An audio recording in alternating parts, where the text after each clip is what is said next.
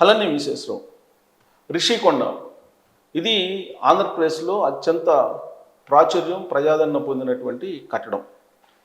ఎందుకంటే దాదాపు 450 కోట్ల రూపాయల ఖర్చుతోటి జగన్మోహన్ రెడ్డి గారు ముఖ్యమంత్రి ఉన్నప్పుడు నిర్మించినటువంటి భవనం.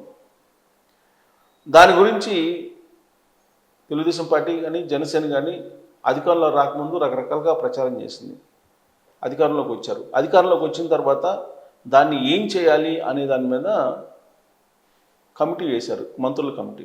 ఆ మంత్రుల్లో పయ్యావుల కేశవ్ గారు, అలాగే కందుల దుర్గేష్ గారు, డోలా బాల వీరాంజనేయ స్వామి వీళ్ళు ఉన్నారు. వీళ్ళు ఒక నివేదిక ఇచ్చారు. ఆ నివేదిక ప్రకారం ఏంటంటే భవనాల్లో మార్పు చేర్పులు చాలా భారీగా చేయాలి, యథాతథంగా వాడుకునేందుకు లీజుకు ఇస్తే ఎవరు తీసుకోవట్లేదు అనేది ఒకటి. ఒకవేళ వాళ్ళు ఇవ్వాలని ప్రభుత్వం అనుకుంది, కానీ కంపెనీలు ముందుకు వచ్చే కానీ మార్పులు చేయాలంది. పర్యాటకంగా వినియోగానికి భవనాల్లో మార్పులు చేయాలని చెప్పి అనుకున్నాయి. కానీ ఇప్పుడు ఆ భవనాన్ని తీసుకుంటున్నటువంటి వాళ్ళు మరికొంత భూమిని అడుగుతున్నారు లీజుకి తీసుకునేవాళ్ళు. ఇప్పటికే రిషికొండని డీవియేట్ చేసి నిర్మించారు పర్యావరణ అనుమతులకి భిన్నంగా. ఇప్పుడు మళ్ళా అక్కడ భూములు ఇచ్చి మరికొన్ని గదులు నిర్మించడానికి కనుక అవకాశం బిడ్లు వేస్తే అది పర్యావరణ ధిక్కరణ అవుతుంది అనేటువంటి ఉద్దేశంతో ఇప్పుడు కాముకున్నారు.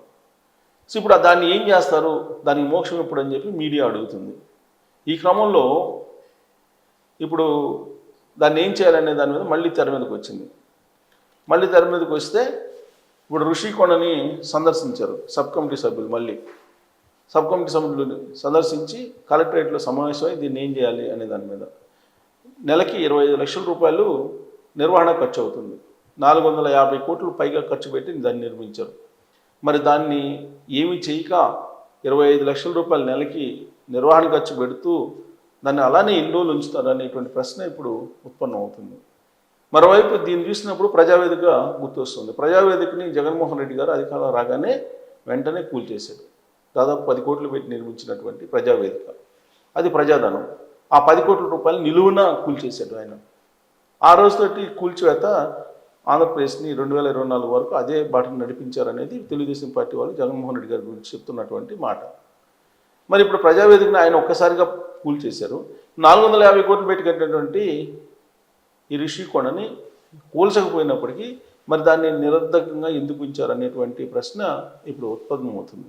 దీనికి త్వరలోనే ఆంధ్రప్రదేశ్ ప్రభుత్వం సమాధానం చెప్పాలి అనుకుంటుంది. చెప్తుందా, చెప్పే అవకాశం లేదు ఇప్పట్లో అనే దాని మీద మీరు కామెంట్ చేయొచ్చు. Thank you.